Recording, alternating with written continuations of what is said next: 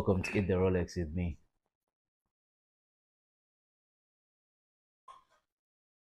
To episode 2 of Eat the Rolex with me. And today I have my boy, founder, man, he's an MMA fighter, everything, one of many. I'm introducing you to your Manuel. Okay. I'm very much welcome to SudiTalks. Being one of the first guests, I really like to appreciate Sudi for this evening and the Rolex. Yeah, thank you, man. Um, as the first thing we always do is we we have to try the Rolex. We definitely You have have to, you to have to try try it. the Rolex. You have to first test it. But before we do that, there's a Uh, tradition that we do here in this series whereby you write on this paper how you mhm. feel. So you just write how you feel right now, just with Okay, one word. one word. Yeah. Then after the session, you write behind how you feel after. After. Yeah. Okay, before and after thing. Yeah. All right, let's see. Let's see. Let me first clip this thing here. Okay, so how I feel. One word, or you can One word. use or two words, any. Think I'm gonna use my words wisely. Alright. Yeah, I'm done with my word. Should Yeah. I show them? Oh yeah, you can show it. I don't Don't know. even say it because there's someone audio, so who also listen on audio. Yeah, I'm really, really relaxed, to be honest. I don't know if it's the Rolex or I'm just stressed for the evening. But yeah, I'm relaxed, man. Yeah. So yeah, let's start off with the Rolex. Let's first take a test, one bite, and we see how it goes. Yeah, this is also juice, man. I won't say the brand because you have to first sponsor us to sell everything. I'll be Okay. my guest. So first try Let the me Rolex. first water me prepare my mouth for this Rolex. It's like my mind is mouth watering right now. So I have to like quench it a bit. Mm. Okay, first bite. Um mm, mm, mm, mm, mm. I don't know what you put in this thing, bro. But if I was to like guess, like if I was told, did Sudi cook this thing really? I would be nah. But do you have a girl? No, don't. But here's the thing. Mhm, I made all of this by myself from scratch. The chapatis, mhm. everything from scratch. Bro, if you have a girl and she can't cook like this, don't even consider don't even consider the marriage, bro. Don't even consider it. Yeah, I'm a huge fan of Rolex, chapati, everything Mm. from Um, scratch. this is a 10 out of 10. Thank you, thank you. 10 out of 10. So Mhm. briefly explain to the viewers who you are, what you do, Mhm. because me, I may know you in a different perspective. These are people who don't know who you are. You haven't even had whatever. Yeah, they don't know who you are. They don't know who Manuel is. They don't know what he has achieved. So let's start off by you telling us who is Manuel. Um, I'm a very simple man. I would say that I'm a fighter, a lover, and a magician. To Mm, put it very like simply, I don't want to like overcomplicate it. Oh, I don't know, I've done this and that. mm, But all of those three words that I've just said, mm, a fighter, because I believe in my ideas, I'll always fight for whatever is right. mm, Doesn't really matter if it's physical violence or intellectual violence, but I just have to be fighting each and every day. And when it comes to being a lover, I know many guys in this generation are gonna be like, nah, bro, fuck love. mm, I don't really care about relationships and stuff, but I personally believe the world goes round because of the people. And people just operate off two emotions, love and fear. So if you lean on the positive side, which is love, you're gonna find that this world just opens up. Personally, I would have never met you if I didn't operate off love. It was off of fear and, oh, I'm afraid to talk to this guy. I'm afraid to put myself out there. Mm. How would you have known that Real. I'm a fighter? Real. I would have known that I do Tindi. Mm. So We shall talk about Tindi. yeah, Yeah. whatever. Yeah. Yeah, that's for the later. Mm. And finally, a magician. Mm. What does a magician do? Mm. Creates things out of thin air. Mm. So a magician is really intellectual to me in that creating things from nothing into something. So bringing out your ideas from your mental into physicality is what I believe in. So those are my three pillars. Um, yeah, simple guy for real. Oh, yeah, yeah.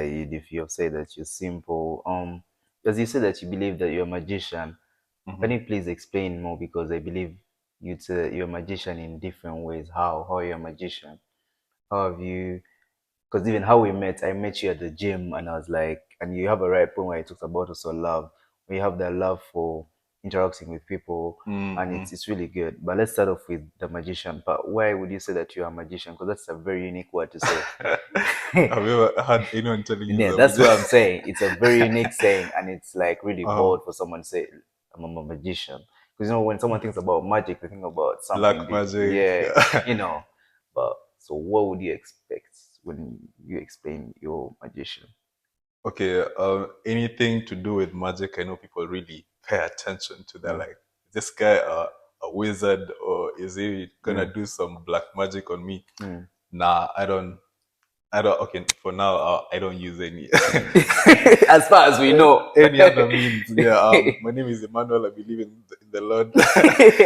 But yeah, so a magician is a person who makes things seem seamless, Mm, seem very simple. As I've said, I don't like to overcomplicate my things, even as I'm dressed really simple, Crocs, yeah. whatever. So, magician is a person who makes things look as seamless and as easy as possible without too much effort put into it. And I like to create that sort of perspective because the work that does go into things, when you start talking about it, it's gonna seem like a huge ass mountain to some people. So to get people into this state of being into they can actually do this, Mm, you have to give them a particular state of mind that it's easy. And once you believe it's easy, you're gonna be doing magic every day, every single night, every single evening.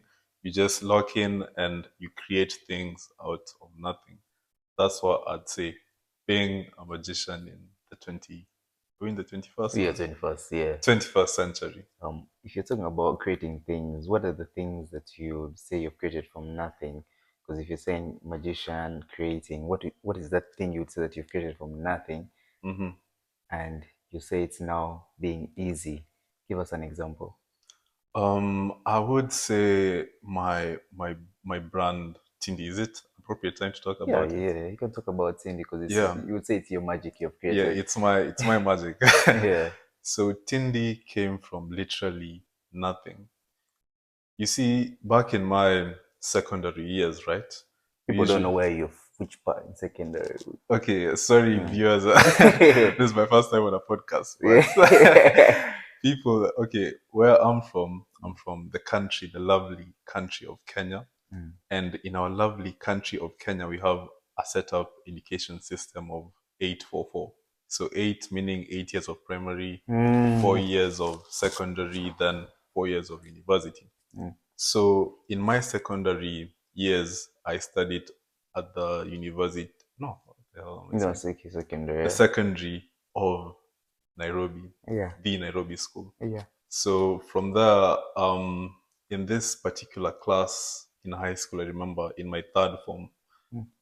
there was this teacher, our Swahili teacher. Mm. I think he was called was it Mr. Jumba or something? Mm. I've forgotten his name. But Mr. Jumba, during his morning preps and morning hours, used to come in. We would read like set books, like Swahili set books from, I don't know, page whatever to what. Yeah. So during that part of reading that Swahili set book, this dude said a word Kutindi from one of those set books. I don't remember the story that it was, Mm. but he just said the word Kutindi.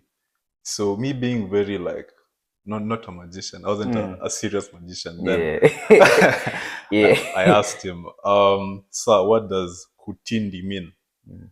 And kutindi in Swahili means going out and making merry.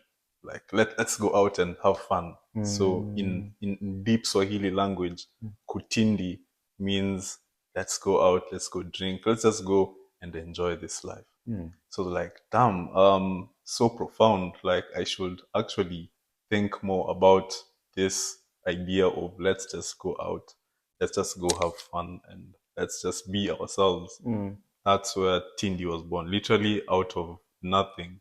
Mm. If it wasn't for that morning preps, for the teacher to come in and just say that particular word, Mm. I would have never ever thought about Tindi. So it didn't start from I wanted to make events good or make Mm. events great. Just started from a word, started from nothing into Mm. something. Then from Kutindi, you brought it to the word Tindi, Tindi now just the shortened final it. thing. Yeah. So you said it was when you asked your teacher about it, explained to you what the word means, and you're Yeah. like, so you have these, so that explains why you say that you have that love of experiencing things and talking everything Yeah, like that. just being outreaching and going out is a very positive aspect that I would encourage anyone Mm. to have.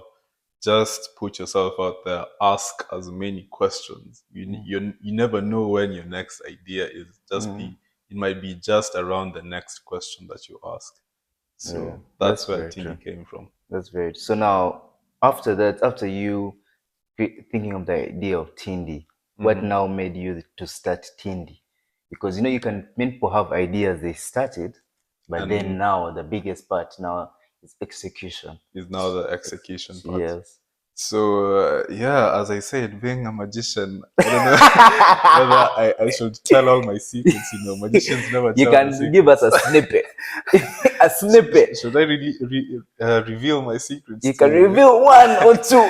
As you said, the uh, right questions may revolve to to yeah. what you want to do. So So there are yeah. many people wanting to build things, and I mean, Mhm.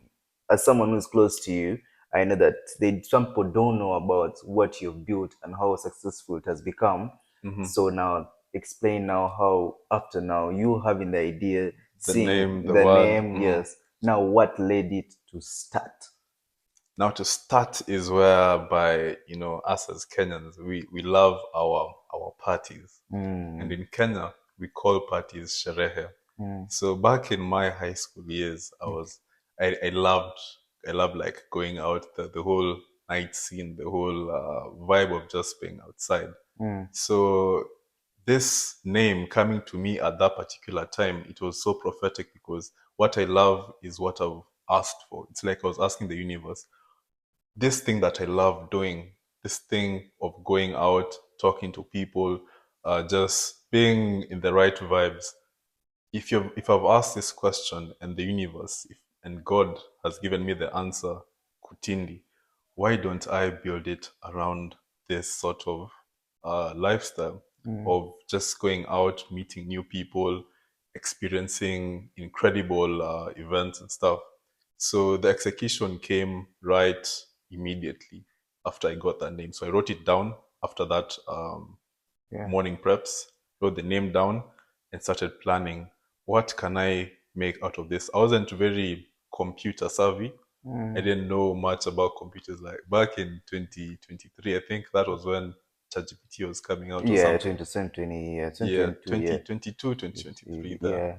So after ChatGPT came out, going home for the breaks and Easter, I just sat down with that AI, started plotting on how I can be able to execute this thing because no one had done it before. In Kenya, there weren't many people making apps at even my age or my particular demographic in high Yeah. school. I went to a public high school. Yeah. So you can imagine also the exposure isn't as much Yes, real. to computers, to that whole ecosystem of tech. So going back home, after that name was written down, I started plotting each and every day, each and every night, Mm. drawing sketches of how this app is gonna look like, of Mm. how this vibe of Kutindi, Yes, that's of it. let's go out, let's go Express who we experience, are, yeah. let's express who we are is gonna come out. So execution just came immediately after the name. That's what I'd say. It's more about motivation. If you're motivated to do something right now, better take advantage of it, because that motivation is not gonna last for as long as you think. You better act on it Yeah. crazy fast. And Yeah. that's what makes the difference. Mm. Execution is fast. Money, opportunities, any sort of anything that you want in this world is really revolving around your speed of urgency. How urgent are you to make shit happen? Mm. So that's what I can say. Execution began like immediately. I just had the name, wrote it down, started sketching. When I went home, me and ChatGPT just conversing. How can I become a coder? I've never coded before. Yeah. Going to YouTube, how do I make this? How do I make that? And that's how I started little by little. Obviously, as a thought, not much about it other than the sketches. Yeah. Then Yeah. it later on, fast forward, it came Tindi. Yeah, fast forward, I told you we operate on 844. Yes. So I had that idea in my third form. Yes. So in my final year, in my fourth form, Mm. is when now I started now seriously executing. I started with I don't know if you had this back in your country, Mm. but the prom. Usually see Yes. like Yeah. yeah, after your final years, you just want to have fun. You guys want to express your love. Back in our high school, we used to like send love notes to our Yeah. Yeah. No, boy. yeah, Yeah. to our whole girls. So we call them stickies. Mm. So whenever we got the opportunity, like girls are visiting our high school, Mm. we used to send stickies now to whatever girls who Yeah. your Have your a babes, caution. yeah, your babes is from. Mm. So we write a sticky and I tell them we're gonna have a prom, and the prom is gonna be called BMP. Mm. So BMP standard for Be My Prom. Mm. Then I wrote by Tindi. Mm. So they're like, okay, Be My Prom. It's a nice event name, but Yeah. by Tindi, what the hell is Tindi? Like, who are Tindi? So that's where the whole idea came from, like events business. So Mm. right after the fourth form, we were moving crazy, posting every day about prom, about inviting girls, asking questionnaire like, sorry for Mm. whatever girls we did invite, but yeah, Mm. we we Yeah. were moving quite seriously Mm. after our fourth form, being sending invitations, those sticky Yeah. notes. Yeah. Yeah. Yeah. Everything was just flowing, man, towards this prom idea, and that's how Tindi was born-ish, Mm. with an event. So Be My Prom. We'll Wow. start again very soon, but we are very old. I don't know. No, but no, because now a lot of people have now changed and diversified to different things. Mhm. So I feel like the whole idea of also be my prom can generally work too. You know, what I mean, you can change the name to instead of be my prom to Uh, I don't know, be my be my dates. be my Valentine or Sometimes yeah, something. yeah, something like that. Mm, Something around being a period. I don't know. yeah. Uh, So everything to do with love. Oh, also saw the SU event. What was it called again? yeah, lots of love. Lots of love. Yeah, So yeah. anything revolving around love, you'll find me there. And Mm. Be My Prom. I had a babes. I think she's still watching. Yeah, she still follows me. Angel, salute to you. Thank Ah, you. they even say the name. Shout to shout Angel. shout out to Angel, man. I can't forget my well, like she was the first to believe in the idea. I'm gonna lie to Oh, you. Yep, really? she was the first to believe in it. She was Oh, she was really like we're going to talk about that. Let's. Uh-huh.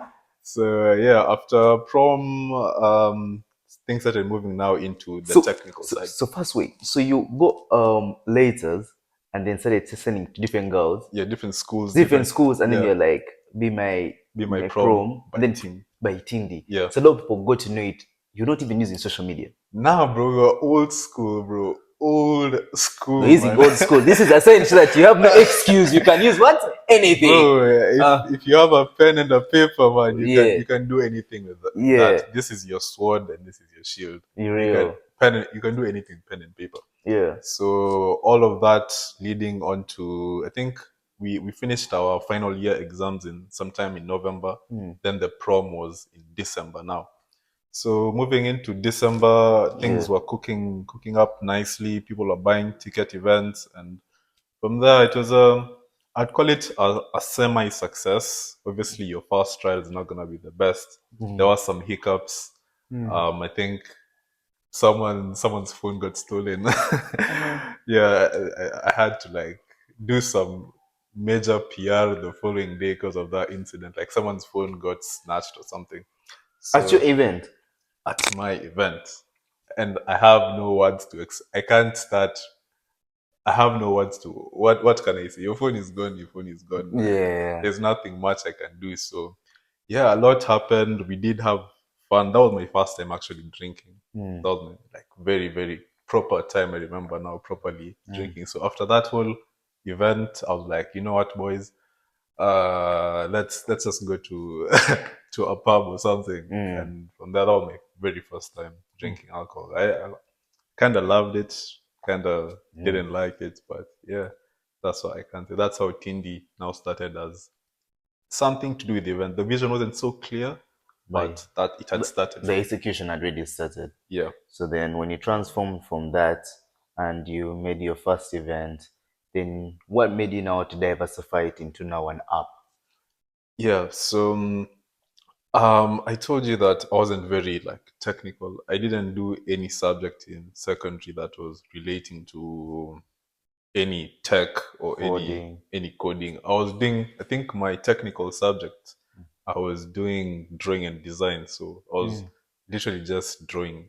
Drawing and design is about designing things. So things like furniture, things like I think buildings, Yeah. tools. That's Yeah. what I was doing in my technical subject. So a lot of creativity. So I knew Yeah. I was creative, but I wasn't creative in the code side of things. But the mind was there. The magic was somewhere, Yeah. Yeah. somewhere little.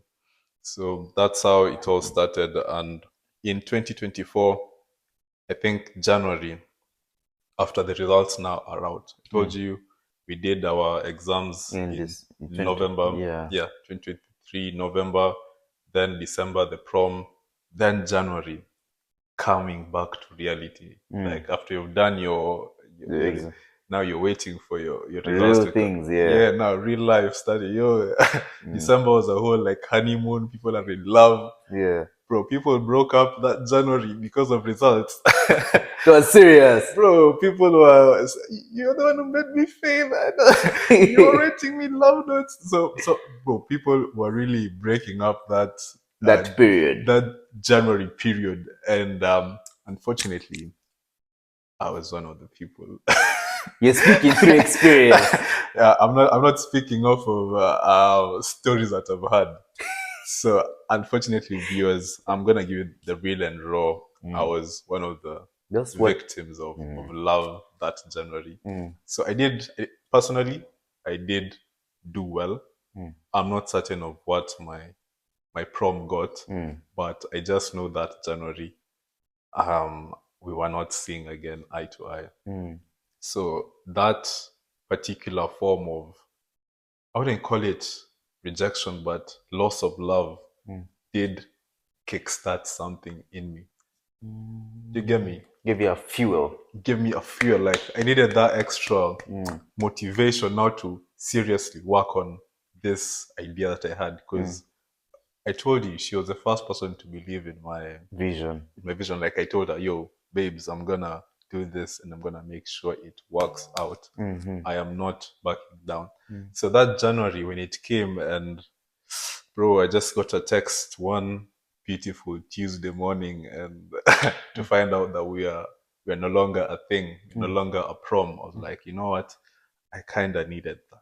That was the sparking moment. That started everything. Bro, when people talk about women changing men's lives, They really do. You're living experience. women change men's lives. Women change men's lives. So my first person to believe in my idea was the first person to break my heart, I'd say so. So that loss of love did a number on your boy, and that's what ignited the fire now to seriously work on this idea. Like I told you I was gonna do this, and then you leave me. I'm making fucking sure that That this thing works. Dude, just because of that, just because of that story, I'm gonna make this work. So that's why I started now like seriously working on my coding. Like going YouTube. You know the whole YouTube process. Yeah. How to start coding. Yeah, you went through that whole journey, bro. We have all Yeah, been there. bro. Yeah, How yeah. to open VS Code and stuff. Yeah, GitHub, GitHub, everything. bro. I didn't even know about GitHub for quite a while. So Yeah. just the whole, how do I start coding? How do I make an app? How do I publish an app? So that whole life cycle in me was it was a steep slope. Okay, no, is it uphill climb or Yeah, like you were climbing Mount Everest, but you yeah, so many steps on the way. yeah, bro. I told you I was a baby when it comes to like coding and stuff. So I didn't know anything to do it. So it was a really steep slope, steep learning curve for me to go through. So it took me about I think 3 months just to make the when you open an app and you have that sign in. I don't Yeah. know. It took me whole 3 months to create that one page, and I was so proud of myself. Whenever when I Bro. first made that page, I was like, Bro, I know that feeling. I know. I'm gonna be a success. Okay, I wasn't saying that, but I knew there was definitely something for me in coding. So results were out. I have been dumped. My heart is broken, but my resolve has now grown like two Your times. purpose became My stronger. purpose, my direction became stronger. That I just have to commit to this vision and make it work. So one of the things that happened also was university placements. I don't know whether in UG you have that. Continue, not Like really. after high school, you guys are placed into universities according to grades and stuff. Oh, me, I did a different syllabus, that's the thing. So I didn't really know. I did the, I did the international syllabus, the British curriculum. Mm, But I knew some people. Yeah, there's that process in Uganda that happens, mhm. whereby like they do the whole thing. Placements. Yeah, like universities, you be applying different universities based on what you got Mhm. on your grades and everything like that. Yeah, yeah, Yeah, so Kenya we have that too. Okay, in the public side of yeah. schooling Even the public, system. yes, yeah. So everyone was like being placed into universities. Like you apply to this. Yeah. If you don't get if your marks are kind of low, you're not You apply to a accepted. different Yeah, one. you Yeah. apply to a different one. So me having that heartbreak, that resolve, that purpose and redirection, I kind of stepped back. Like I think everything happened for a purpose and for a reason. Because my parents were like, yo, Manuel, you have very good results. Why don't you apply? Why are you delaying and other your peers, your I don't know who are already applying? And this is coming from a family whereby my mom is an educator. She's a high school educator. So obviously she knows I don't know whose kid is going to this Yeah, yeah. She prestigious knows the school. system. Yeah, she knows the whole system and how everything operates. So it's like, why aren't you like applying? You're squandering your grades or something. I'm like, yo, mom, trust me, I have an idea. I know what I want with this particular life of mine. But when it came to now my father, fathers have when fathers speak, children listen, and when your dad speaks, your his word is like final because literally you depend on him for majority of things like your livelihood, your whole stay in the city.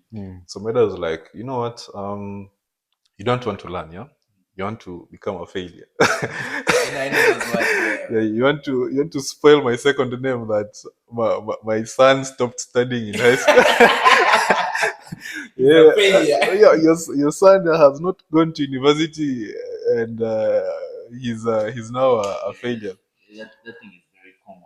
The African, I don't know, the African Yeah, people pleasing thing. I don't like it. yeah, it's more of about your parents than actually you as the kid. So Look, but doing their degrees for their parents. most Most of people, them yeah, most people you talk to, yeah. most people you talk to are actually in it for their family name or their parents or just to save face for your siblings, your whoever is depending on you. So my dad was like, okay, you don't want to study, yeah? You do this. I'm gonna exile you and I'm gonna ban you. So my dad literally exiled me from the house. He gave me a one-way bus ticket back to up country. So from the city, I was used to going out, going for events, feeling nice, just enjoying life. Bro, I was back in my up country. My up country is called Kakamega for the Kenyan viewers who know about Kakamega. So literally banned and exiled. I was public enemy number one because everyone in my family, they are really everyone. I'm like the last one in a family of five. So everyone was gone before me. My bigger brother, my bigger sister, they're really smart. Everyone is doing, don't know, law. Someone is doing their medicine. So you can imagine me, the last one, saying I don't understand. So you can imagine the pressure that was in the house. So that whole pressure culminated into me getting exiled now to up country for a solid 3 months. So for like a solid 3 months, I wasn't. He sent you for 1 week. It became 3 months. Yeah, it was like one week. This boy is the head is still hard. So added some 8 weeks, 8 weeks turning to 10 weeks, and I was there for a whole 3 months in up country. No access to like my friends, no access to I don't know this television, this Wi-Fi things. I was literally depending on mobile data. Used to buy data every single day just to go online and to do some few coding things, which there was no wasting of data. You see how you can go and scroll reels. There was no time. Literally, I buy data. I'm on YouTube. I'm looking at how By to the way, we code. need to have a problem with YouTube. It's the time when YouTube used to download. You used to download videos without doing it on YouTube Prime Premium. But There was that's a time. yeah, no, that's YouTube, YouTube, please man. Nigga, then you put us bring on Premium, bring man. back It's downloads. big, bro. That big downloads helped me a lot because you think about an era I was also in. uh, Continue, yeah. I feel you, bro. I feel you. The struggle you went. Trust me, I Yeah, hundred I've percent relate. understood because if you're saying you just get any data and using it, but I feel you. Uh-huh. Yeah, so a whole solid 3 months to just me and surviving on. I think every week at least my dad was kinda kind to me. So every week he would send me 200 Kenyan shillings. It's about like how much in pounds? In pounds, that's I think 1.5 pounds or something. I think yeah. So weekly 1.5 pounds. I used to survive on Yeah. that. So Economy. Also, we're going to talk about economy because that's a very thing, important thing. Yeah. Uh-huh. yeah, so 1.5 pounds a week just buy my regular stuff like eggs and stuff. I think in UK the lifestyle is really expensive, but back at home, especially like up country, food is like in plenty. So that 1.5 can take you for a week. Yeah, real. So don't like look down at that one. If you're earning £10, that is very in somewhere in Africa, you're a rich man. I was saying you have a good point because I was talking Mm. about I saw this thing where Francis Ngowo, I know that the Cameroon guy, he said that too much money there's nothing like money will like save you or something. Like, it says that to $10 million to someone, you're giving Mhm. $10 million to someone, it's changing money. There's another one you're going to give $1,000 to, it fixes Every single situation. situation. Then again, there's another who you give $10 million to, and it's just another Just another $10 million. 10 million. Doesn't grow. Doesn't grow. It's just another 10. Mm. And they're like, man, now what's this one is not even going to fix this issue. I Like swear, it's bro. so crazy. Oh yeah. It's all about the how you purpose, and I think that really taught me in a way. It did teach me financial discipline and stuff because if you're operating on 200 Kenyan shillings, you have to know what is for data, what is for food, and I think that's it. That was my lifestyle for about 3 months. So those 3 months, I really learned a lot about coding, about the whole events business, that whole system.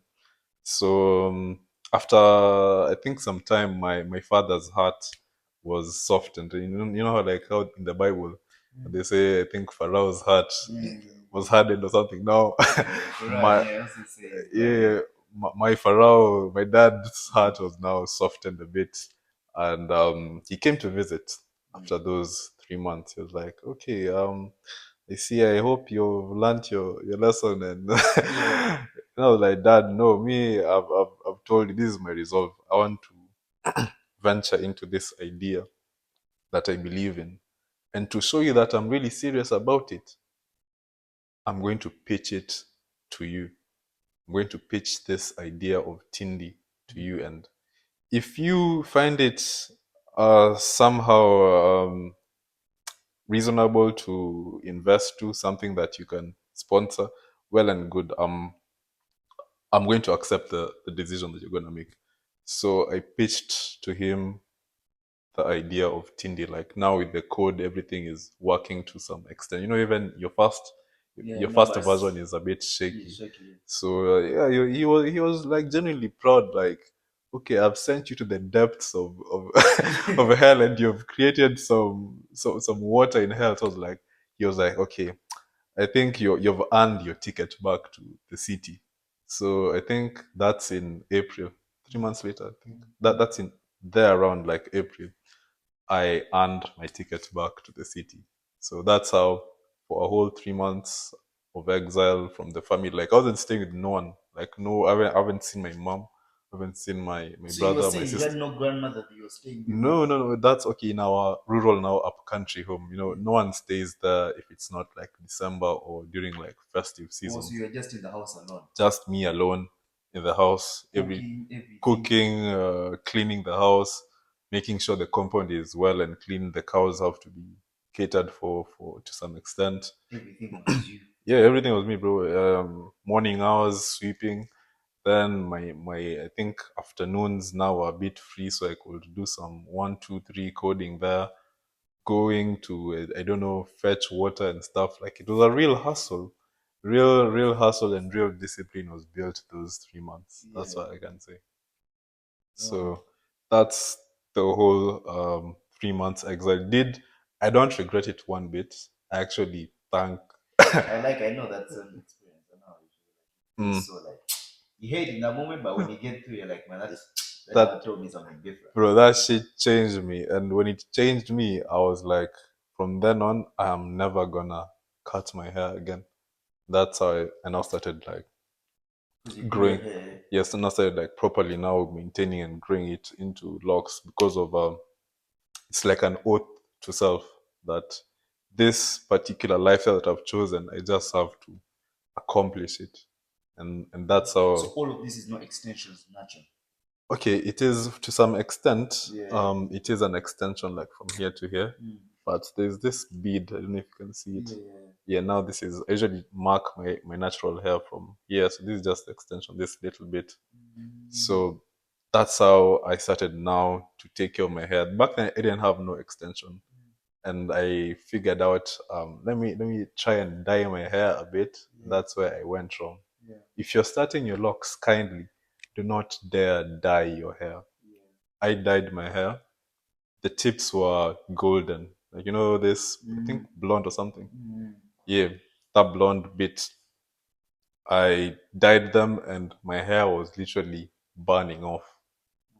So you find that one day you're waking up, your pillow is filled with your dyed hair. So from then I was like, you know what, these dreads are not gonna work.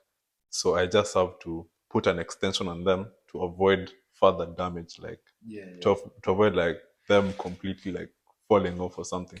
So that's how I got these tiny extensions onto my hair. Yeah. Then from then on, just been an oath that I'll never cut my hair if I haven't accomplished this particular vision and this lifestyle of entrepreneurship, this journey, this whole thing of mine. So yeah, everything is a story of Yeah, on yeah, my body. yeah. Yeah. I like one thing that's this podcast thing because I also like interacting with a lot of people. Hmm. It's like when you really interact, you really don't know why someone is doing something, and that's why I say that is it like that people pleasing thing in Africa, Hmm. like how you talked about, like your dad Yeah. saying that, oh my god, you can't do this in my In my house. no, it's like you didn't even say your house. It's like uh, my name. the family name The is at family stake. name.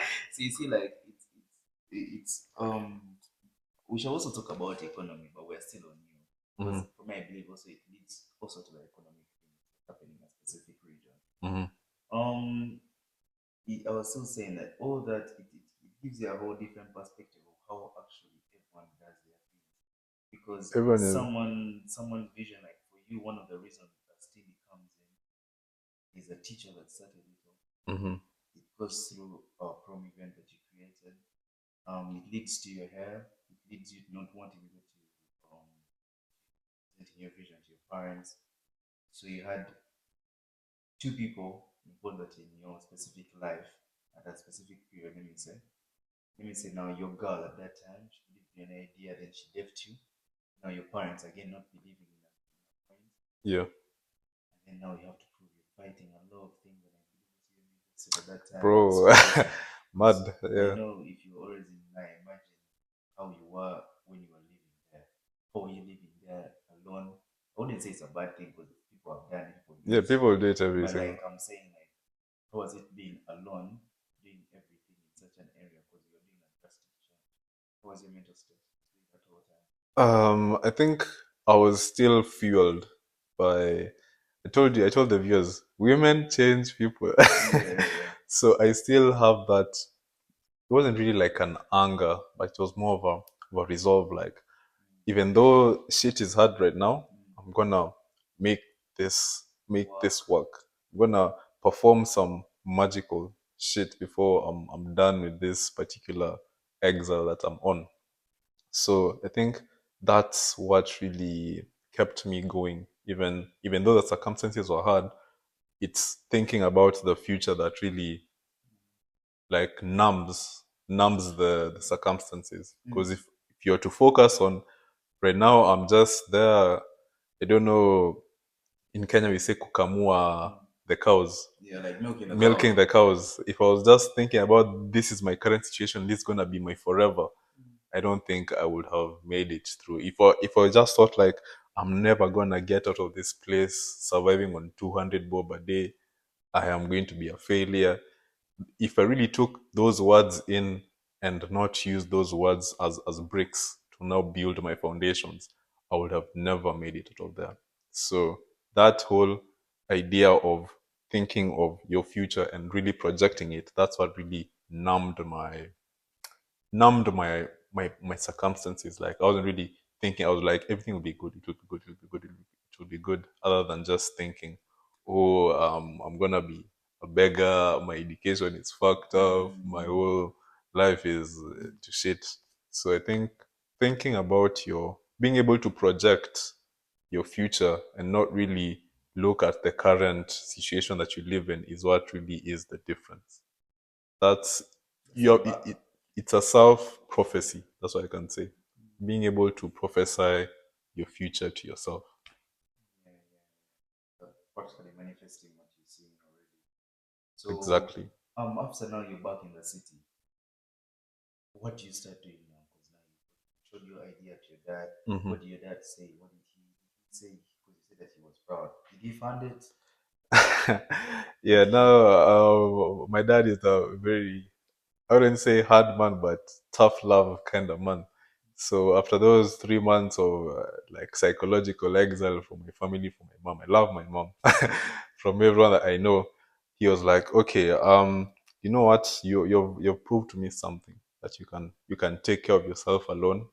You can be able to come up with something out of nothing. Like you have that tenacity.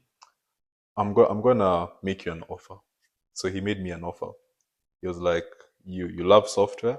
Like, yeah, I do love software. That I love this whatever I'm doing right now. I don't want to be an engineer of I don't know maths and going into construction sites, but I do love this software that I'm doing currently. Yeah. So he gave me that offer. He gave me the green light to first of all, like one, you'll return to the city to continue doing what you're doing, where there's Wi-Fi, there's amenities, there's all that shebang. And secondly, I am willing to sponsor your education to go to abroad and pursue whatever you love doing. So that love, that tough love, even though it's hard and it's rough, it is really essential to anyone, not even young men, but even, I don't know if it applies to women, if you give women tough love, Yeah, I think so. probably. But that tough love really made me see, okay, maybe he was preparing me for something else. Maybe he had his own vision, supposedly. And that's how the offer of coming to United Kingdom came. He was like, okay, you got good grades. These grades are enough to take you, to give you like any sponsorship that you want. So I was like, okay, is there any agent that you know who can take you abroad, or is there anyone who can help you? I was like, yeah, I do know some people who can. And that's how I came back to the city, started looking for those agents who were like I met back in high school. Now to try and figure out how am I going to use my grades to go Yeah, to yeah. the, Oh yeah, like those yeah. students So that's how I skipped the whole Kenyan system. and they came here. They came. Yes. So sometimes God denies you that um like opportunity that's at hand to give you something better. Yeah, that's true. Because yeah, I get what you mean. Because also remember, I was also coming in here. Hmm. Yeah, yeah, yeah. But came in here. How did you manage now Tindi? Because Tindi is now more of a best in Kenya. How are Hmm. you managing it now as you're here? Yeah. So a lot of lessons were learned. I'd say so. Even like managerial, how can I put it? Managerial skills of managing something from abroad. You really have to, your mind really has to be in order to execute from afar, because literally things are not the same here and on the ground like in Kenya during an event. If someone's phone is stolen at an event and you're all the way in UK, how do you even handle that? How do you even start to ease the situation? So a lot of skills are required Yes. to be able to manage something from afar. I think that's CEO level of like management, whereby you're not necessarily like on the ground, but you have to make sure that everything goes to plan. So some few lessons were learned the hard way. I'm not gonna lie to you, over the events that you've had, from ticketing being an issue to sometimes organizers being the the opposing factor. It's a whole, when I start talking about the stories, it's gonna it's Yeah, gonna yeah, be yeah.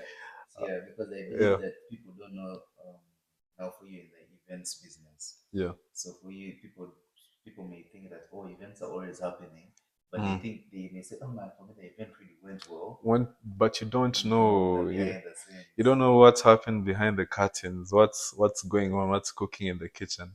Now that place, from organizing an event to now being the whole, to now D-Day, is a whole other journey, I'd tell you. So I personally, after organizing the prom events, I know how now have a rough feel of how an event is supposed to go, from the whole ticketing to the whole marketing. I know we're using like medieval system, but I learned a lot in that whole period. So I know, have a feel, have a rough taste of how an event's supposed to be from that one prom. So from there, I was like, okay, everyone is trying to make an event. Everyone is gonna, trying to do their dues and invite people over for a nice time. But I want to be the middleman. I want to be that intermediary between the people and the event, and coming on D-Day, like being able to now put things into actual, is it actionability? Yes, yes, Yeah, yes. into action. So that whole time, I was like, I want to be the middleman. Everyone, I think middleman is what is missing, even in Kenya, in UK. The ratio between an event organizer and an event app is very, it's like a 1:10,000. For every one app for an event is like 10,000 other users. So like, I want to be this one. I don't want to be the 10,000. I want to be this intermediary between the people and a successful event. And that's how Tindi was born, as the intermediary for the perfect night out for Kutindi. Let's go out. Let's go Tindi. Yeah. app to come in, each one of the events that are there. Mm-hmm. They come in, they can pay the tickets, you're the middle people. Yeah. So yeah, it makes sense. That's really, really interesting because even that's how the whole perspective of how how Tindi came in. And Yeah, bro. would you say it has been a successful 3 years, 4 years? Yeah, since 20, the 23? yeah, the idea came in 2022. I think that time I was 17 to now, right now I'm 20 years. So that's roughly 3 years there. It's been a rough journey and it's been a long journey, and I would not pick any other journey because of one, the people I've met, people have literally shaken hands to where Tindi has taken me. I don't think the traditional system would have taken me. Oh, So, oh yeah, that's true. Talking about where it has taken me. mhm. As you all may know about cities in Kenya, it's like in Uganda, the UBC of Uganda, the BBC of the United Kingdom. Let's talk about Citizen. Citizen called you. You should know about that story. It Citizen is, Kenya had the whole interview. They're like, man, Tindi is taking over Kenya. Tindi is He's taking over Kenya now. the Man wants event to become business. Uganda, Tanzania, everywhere, bro. So yeah, Let's talk that about Citizen. if you want to know about Citizen, you have to just know where Tindi and I have come from, like where this idea has the little wins that have mattered to me the most. So during our whole events season, like the whole calendar year, we Yeah. have different sort of events. We have events that are like young people, there are parties, there are, I don't know, this I'm a piano event, this normal regular events. People you call them small boy events. Yeah, small, no, not small boy, People will but get to those events. Some other person is like small boy, nah, small girls thing. not small boy, not small girl Those are there. your customers. Yeah, they are customer. Like everyone has a place in Tindi. Yeah. So we have those sort of events. Like I wouldn't call them small boy or small girl, but we have those sort of events. Then we have some big boy type of events Yeah. that we have hosted. And one of them was a golf tournament. Now back in I think 2025 there, mid 2025. So we got a hold of a golf captain. You know, these golf clubs have their own captains, their Yeah, own captain athlete. lady captain. So I, by chance, were able to meet with him through my dad. My dad is a big golfer. So through my dad, I met this golf captain, explained the idea. I was like, okay, you mean you can do this whole marketing for us? You can be able to get people down on the golfers down on the ground. Like, yeah. And in the back of my mind, I don't know even one golfer. Yeah, But but I'm sure like yeah, you learn through the process. yeah, like I'm gonna. I have the games. I have the goal. Right now, I have zero contacts. Nothing to show that I can pull this off. So I meet the golfer, the golf captain. We start strategizing, we start planning, and we start pushing the event. We pushed and we pushed and we pushed. And by the end of that particular marketing period, now like let's say like 1 week to the event now, we had over I don't know 50 golfers signed up. And 50 golfers is Yeah, that's a big thing in golf because golf is yeah, an expensive sport. like you can even a room such as this that we're in, if you can imagine 50 people, it's a humongous number. So by that end of the time, after all that marketing, all that pushing, we met, we shook so many hands, so many golfers, so many prominent CEOs, businessmen, that I just so happened to shake a very good hand that would propel me to now, as students have said, citizen Kenya. And through that whole journey, that experience of meeting this high net worth people, this high earners, it's a different vibe. Yeah, Like for them they're in a different world. they live in a totally different world. That like to me, it was a whole 360 like to my scope.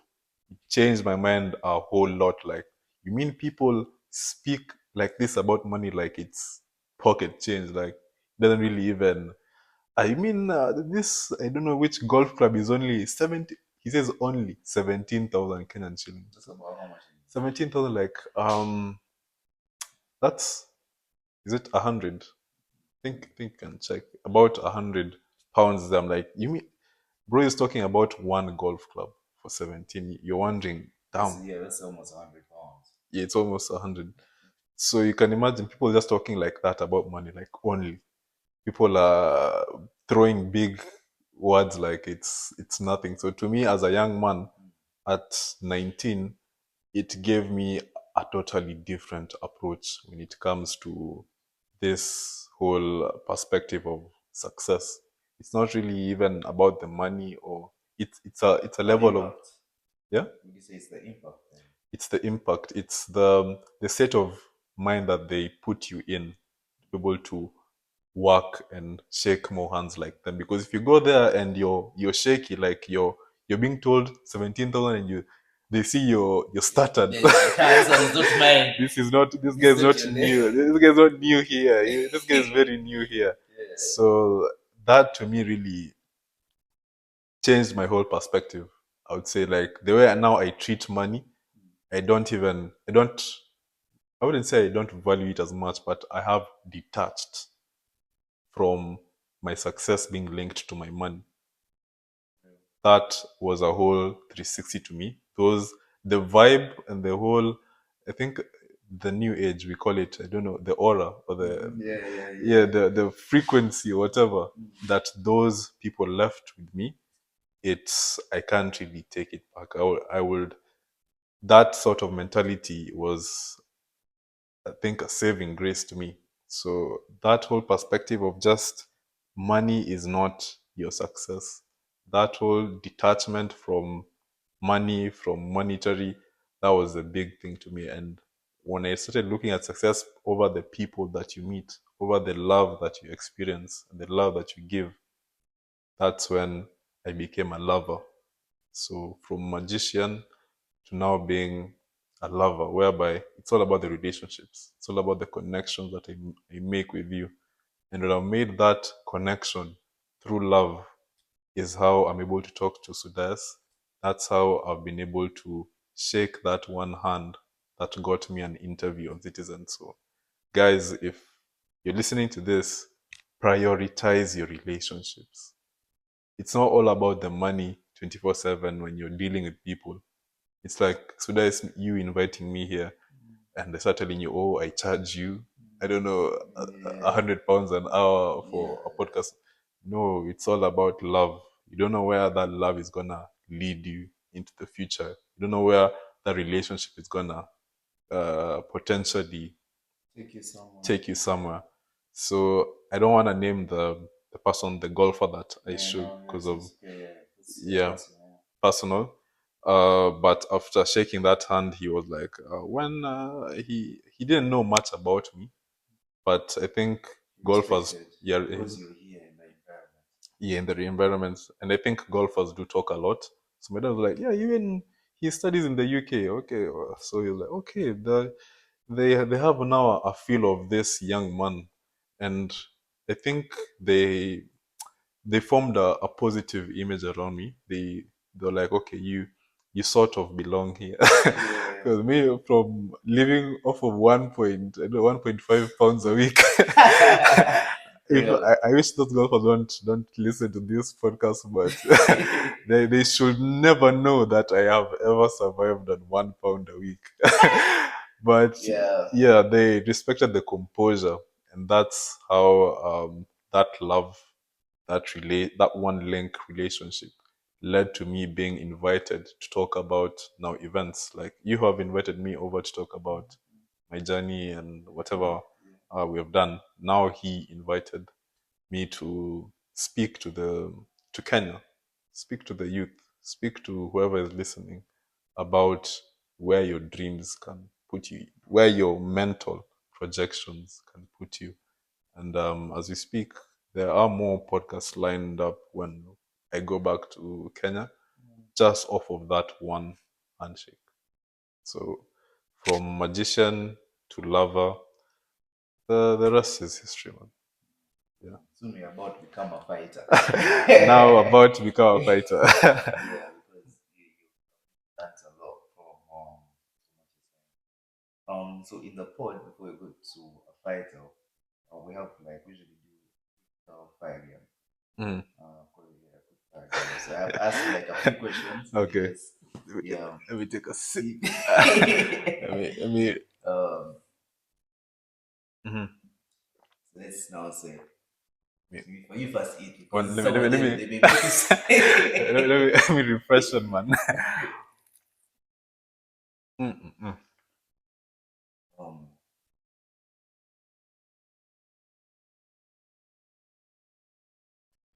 mm, mm, mm, mm. Bro, how is your food so good and it's cold? Like, you know, some people's cold food tastes like shit, but yeah. yours, even though it's like kind of cold, bro, this shit is delicious, delicious. Thank you, man. Masterpiece, one. Yeah, I mastered chapati. You get. You see, you have a story about put your Hmm. story about Tindi. Hmm. Now for me, my story about chapatis and Rolex. It's too. I Now, don't see. tell me you're selling Rolexes. I did sell Rolex, bro. Let me Bro, tell for you. I real. even talked about it in my last phone. Uh, So I started Rolex chapatis. I had a my mom hmm. used to, and my grandmother Hmm. used to make us chapatis. My mom used to make chapatis. So when we were young, and my mom used to just like when you're at home because we're Muslims, so we have this thing like doing Eid, doing Yeah. Ramadan. Hmm. Every single time during Ramadan, like even me, I have that as you've seen. I don't like hosting people. I like doing things Yeah. with people. I know it's like from like my parents and everything. Even my dad, like they like hosting people. So Hmm. thing like Ramadan when we were young, we used to every single time we're having like food Hmm. and we're having a lot of chapati. So, And like my mom used to make them from scratch. hmm, And also we used to have we have had like a chef. Well, like we had a chef who has been there ever yeah. since we were young, and he's called like Bashir. He had his mother Hmm. who also was a chef. So Yeah. she used to help with my mom when my mom is busy, but because it's her profession, she just call her and she just starts cooking for us. My mother used to make chapati. My mother used to make chapati. Chapatis were everywhere. In your house, in plenty. We had chapati. But now that's the Uh-huh. thing. You would think we are meaningful in the house, Hmm. but guess who used to eat them the most? Bro, come on. So You used to. I used to eat like even in Uganda before I uh, left Uganda, I used to eat like approximately 10 chapatis a day. 10 5 to 10 chapatis a day, daily. daily. Like week. Bro, There's not no other meal you're eating apart no from like I'll eat it, but like I know how to eat chapatis that day. Like I'll just like no matter what, I have to eat chapatis that day. You're certain. Chapati or Rolex, I had to eat it. Uh, So now I was like my school I was in, mhm, they used to not have a cafeteria. So mhm. they didn't have a cafeteria or canteen. Yeah. People used to have money still. Mhm. People because the people used to have just the money, but the food is now outside. Yeah, you can't Because really yeah, access it. so now yeah, so now for me, I knew like the guards. I was so social. Okay, So like the guards were okay. my friends, the cleaners were my The friends, the teachers. relationships. Yeah, like I had some teachers who were really good Mhm, sports people. So like for them, remember, during the break, they used mhm. to say that come with your own break. Your Then own yeah, come with your own break. Then at lunch, lunch will give you school. yeah, school Mhm. food. So now I used to come with my own. I used to be like, man, okay. My mom used to like give us, of course, break, but I guess my break was chapati, of course. But now this is the thing. Uh, So I used to realize a lot of people love chapatis and they love and Rolex. yeah, yeah, yeah. So Rolex in my country, 2000 is about like 0.20 cents. 2000, that's about like. Like I think like 50 cents. Hmm. It's like 50 cents. So I'm like, you know what? I. It's 2000 to make the chapati. I don't have Mhm. that 2K. I didn't want to use my own money. But. But I could realize outside it's 2K. To Mhm. bring it from that place to here is 1000. That is not yet even a pound yet. That's not yet even 1000. it's not 1000 Ugandan shilling. that's like yeah to bring the food. Uh huh. So now I say that each person who wants to make a Rolex, each person wants a Rolex. Hmm. I'm going to charge you 4,000 as a middleman. So I charge Okay. you 4,000. I go and pay Uh-huh. that guy 2,000. I pay Mhm. 1,000, etc. So now I used to have like 50 orders for break time, 50 orders 50. like 50 orders for break time because one person can buy like four, Yeah, yeah, but he has yeah, bought yeah. for like his other His other friends. friends and Yes, so now then it will be another time. I buy for break. Uh-huh. Then this at lunchtime. Mm-hmm. So being also lunch, sometimes people don't want it as school food. Even though I've also packed, they wanted the Rolex because the Rolex they liked it. Yeah, it's the hot cake now. Yes, now it Uh-huh. was the hot cake. Mm-hmm. What I did, I said, you know what? Let me do this. I tell him, I had a boy of my me and Moody, man, like one of my brother. Mm-hmm. I tell him, you know what, bro? We're going to do Rolex. But we're going to tell those people Mm-hmm. we're charging 4,000. Give the buyer. So if 50 Rolexes, we're paying him 2,000 for each roll. 50. Uh-huh. So now the other extra two is 2,000. We're going.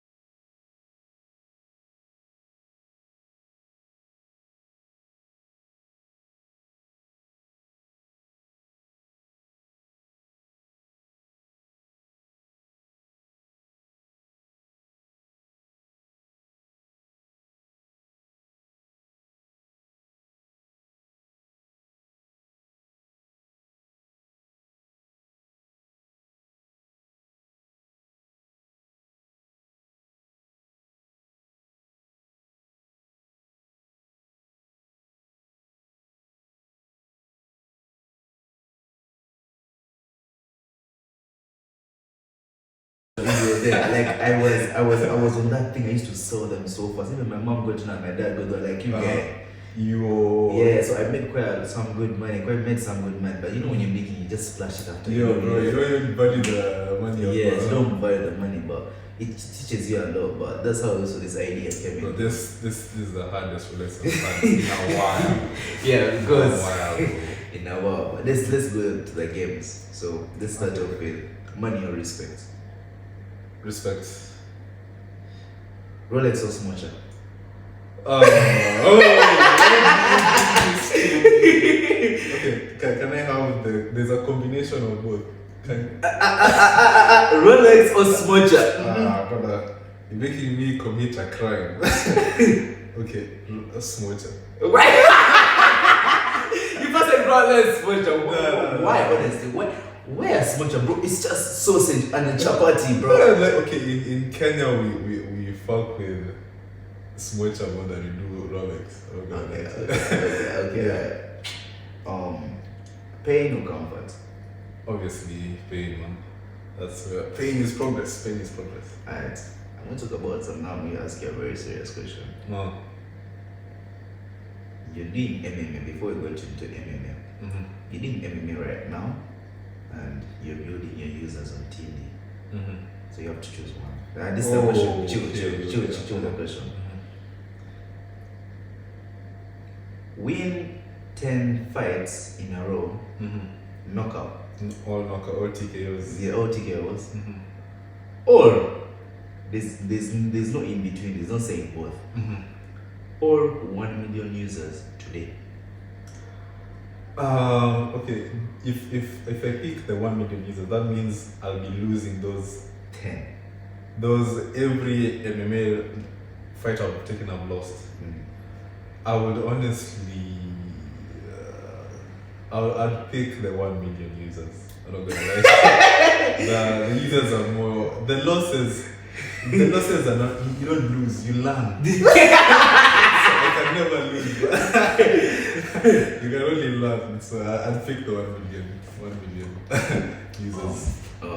Okay. That's just one of the games. So let's move on into MMA. What made you to start doing MMA? Because man, we saw you knock out again. He was pleading for us like this. So he beat the colonizers for us. I think the colonizers don't watch, but yeah, I don't think as colonizers. But yeah, I had to do one for the motherland. I had to do one for Africa. So now we're moving into the third part of my persona. So from magician to the lover and finally the fighter. The fighter.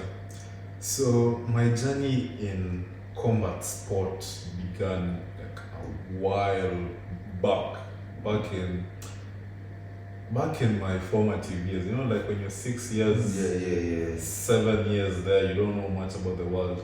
But what I did know was, you know, WWE. Who was your favorite? My favorite was this guy called Shawn Michaels. Okay, I know Shawn Michaels. You know this time. Bruh, you guys. Shawn Michaels, that guy's persona too. Even though not even like he's fighting, but that guy's law. Shawn Michaels was really that guy. Bro, because he used to have this kick on his like this one time. It's 16 music. Oh, bro. I know I'm sexy. Bro, I know I'm sexy. Bro, that guy's whole aura, his whole persona. Yeah. He's a guy who, bro, brought out the fighter in me from very like young and early age. So that formative years of just watching that guy fight, bro, that was it. For that, I knew I wanted to do something in combat sports. And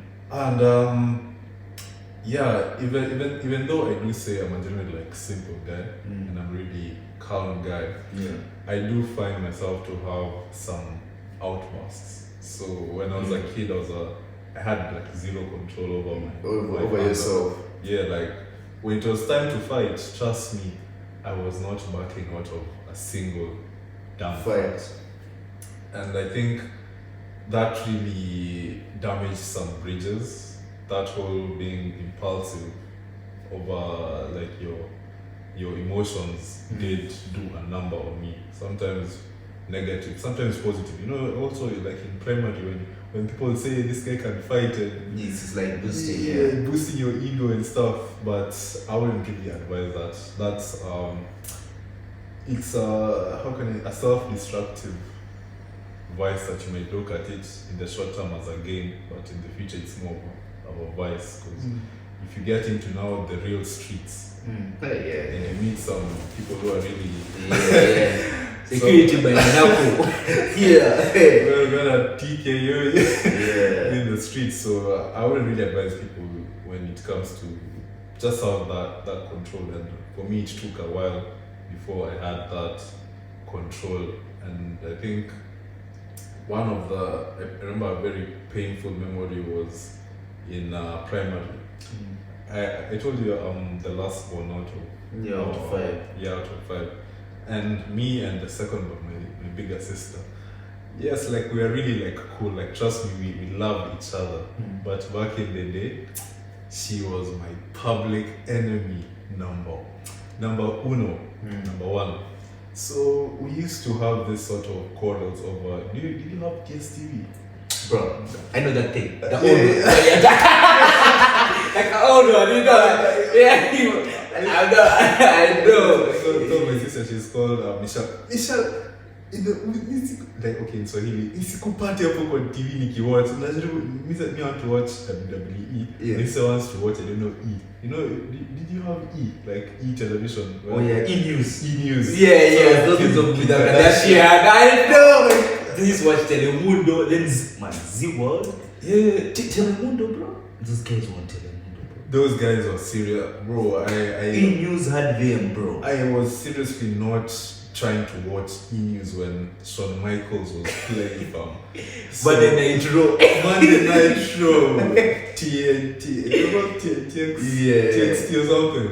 I was not trying to watch the Kardashians at that time, and my sister was not listening to me at all. She didn't know what type of anger, the love that I have for Shawn Michaels. So this one time, you know that whole scuffle of blocking the signal. Yeah, bro. So I was like, you know what? I've had enough of this sister of mine, and I'm going to teach her what Shawn Michaels has taught me. So I just remember she was there. I don't know, blocking you have to like squat a bit to block the DSTV. Okay, our child was kind of low, so she had to squat a bit to like block the signal. I took that opportunity and gave her a sweet chill music that kind of she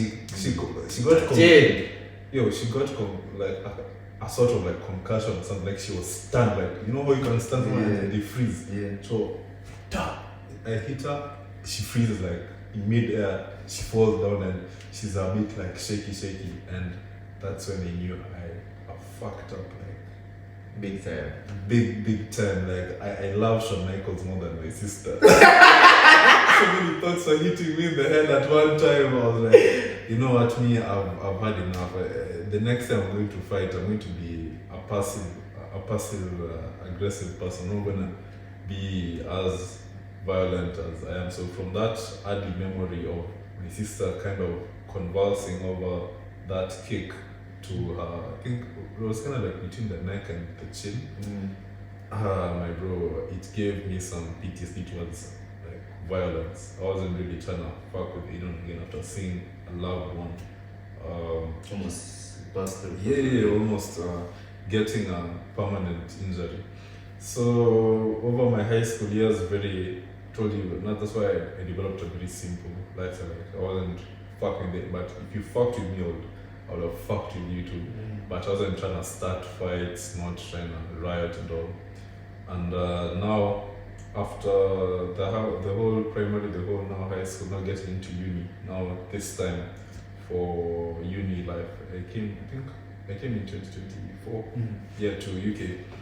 I was like, you know what, this whole passive aggressive lifestyle of holding in your anger really isn't the best option. You don't have to really bottle up your anger all the time. When someone does something, you want to prove for nothing. You want to I get that thing. see who's gonna. Nah, I was like, okay, I'm just gonna be myself, and the only place I can really be myself and express this anger is gonna be MMA. And that's how I started my journey to this particular knocking someone out some few weeks ago. I started my journey back in, I think March. No, January of 2025. I got my first gig for a fight in March 2025, but I wasn't as fit. My conditioning was ass. Yeah, you were still weak. Yeah, I was still weak. My technique was horrendous. And my coach was like, okay, we might be pushing you a bit too hard, so let's not fight this much. You'll get your opportunity. You will get your turn. And that sort of rejection that came with that, like, hey, getting an opportunity, then losing it to prove yourself. Trust me, that thing also did a number on my mental, like how I've been training. Coach, don't you believe in me? So that whole proof of not being able to fight because of my own situation, I was like, I'm never ever gonna let myself into such a position whereby I am the last option. You know, they usually have like pickings for people who are gonna fight, and I was literally one of the last options that are gonna pick people to represent the boxing gym in a competitive situation with other boxing gyms. So I was like, I'm never ever going to be in that position whereby they look at me as a weakling. Like, a weak person. The weakest link here is you. So it's like, you know what, I'm gonna put in the work and I'm gonna train, push and continue with it. Even though this time has not been my time, I will get my opportunity to fight again.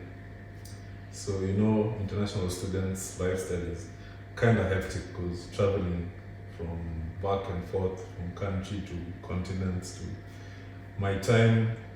I had another opportunity in July, but I was in Kenya, so they cancelled that. They scraped my name, and I was like, I'll get my time. I'll eventually get my time to fight. Luckily, now this year, I got it in. The news came to me in February that I'll be fighting in March, and I was so like, God, you've given me this opportunity. I remember one time I was, walking from the gym. It's all the way in Watford. So taking a bus to Watford and now coming back on the bus. I was like, God, you've seen my vision. Yeah, you've seen my discipline. I've been putting in the work. Just let me fight. I don't want to win.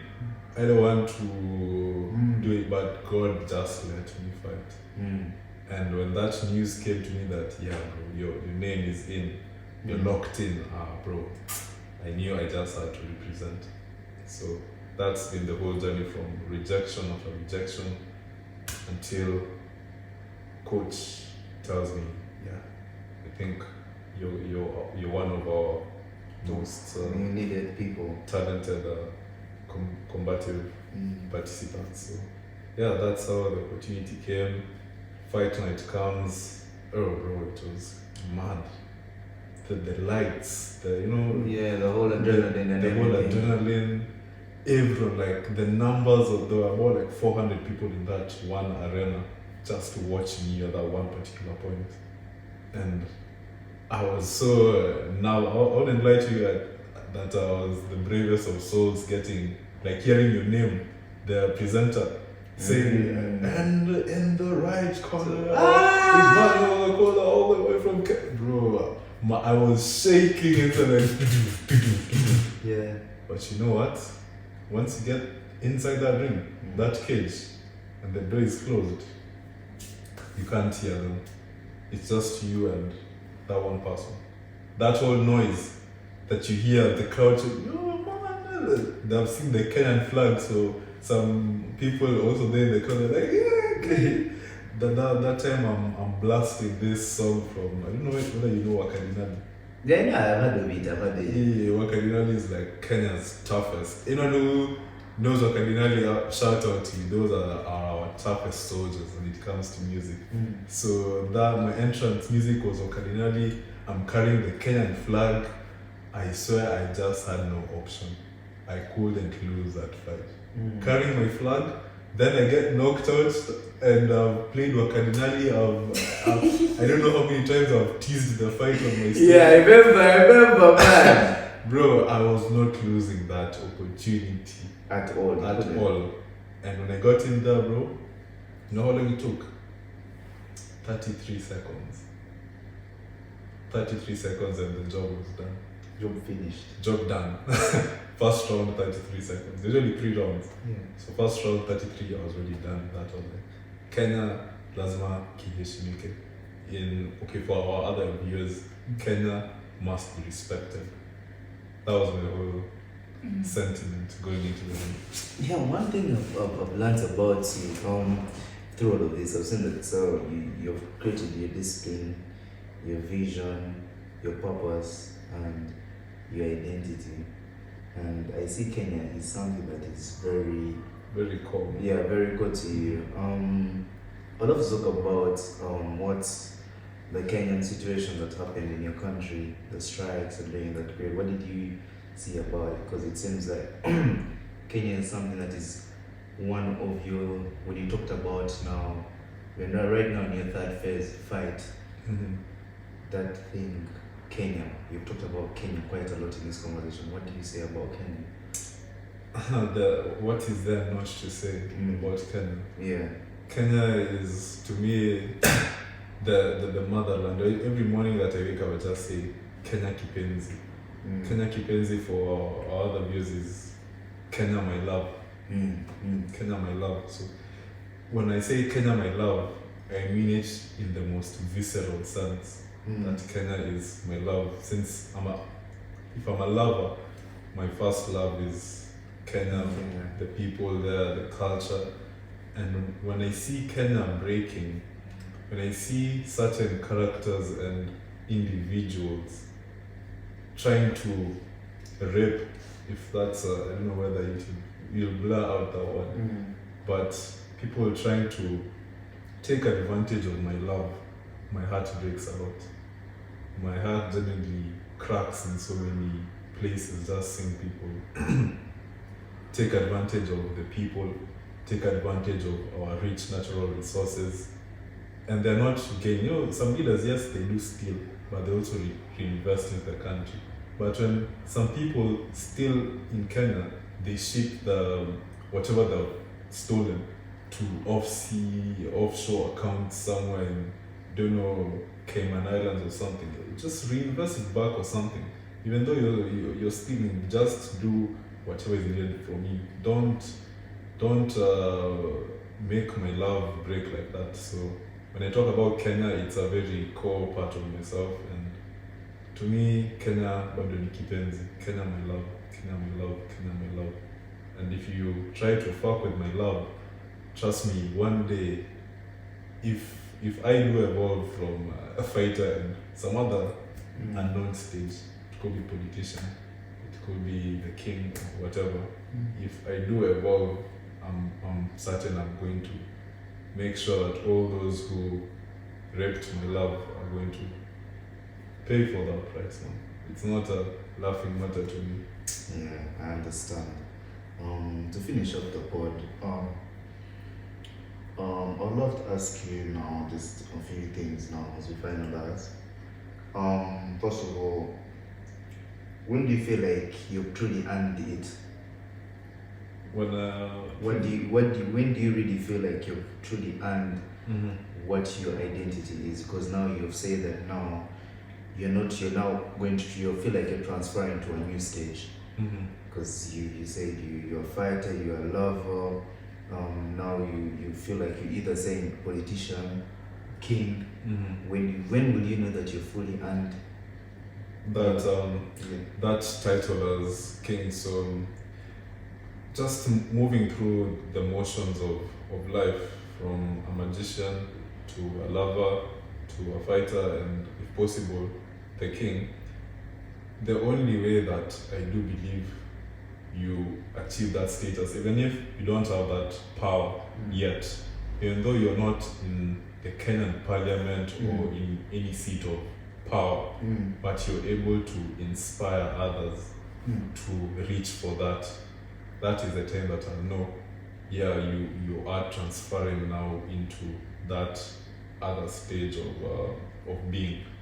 When I'm able to inspire minds to do greater than I have done, and generally just be themselves, to love themselves, that's when I'll know that I've started the transition into now king status or politician status. When you do inspire people, the greatest human aspect is to inspire. If you're able to use your creativity to inspire people to use their creativity, that's when, to me, I'll be kind of comfortable.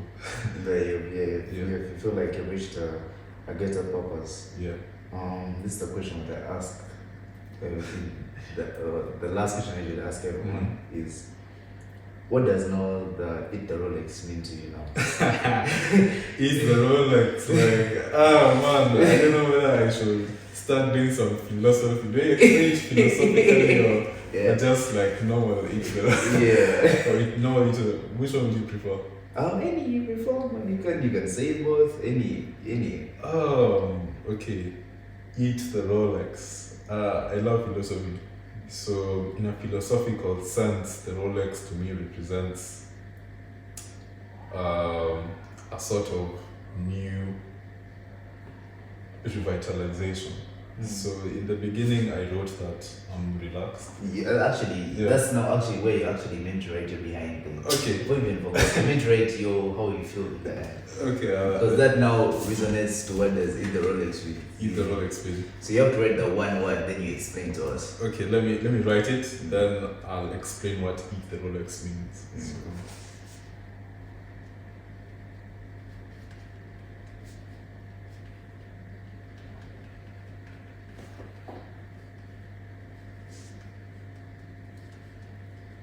So, viewers, I don't know whether my handwriting is clear or something.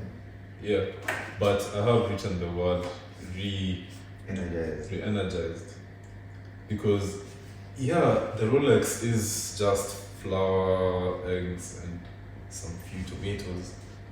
But in a broader sense, it's something that I want to come the next time, and the next, to just eat this Rolex, because it represents re-energized to go and do something greater, so that next time you can call me and I have something else to say.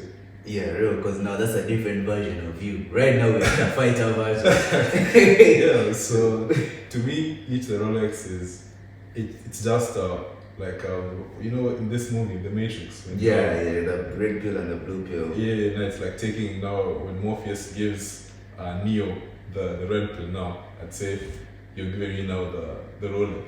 So I've chosen to do much greater. So I'm re-energized. That's philosophically, that's how I would explain it's the Rolex. It's like the red pill. When anyone who comes here and takes this Rolex, it's like you're giving them the red pill. That the next time they should have broken through different layers of themselves and different layers of reality, so that I can come again to SudiTalks and a Rolex. So yeah, that's what I would say. Yeah. Thank you. And peace out and see you on the next episode. Guys, love. See you guys.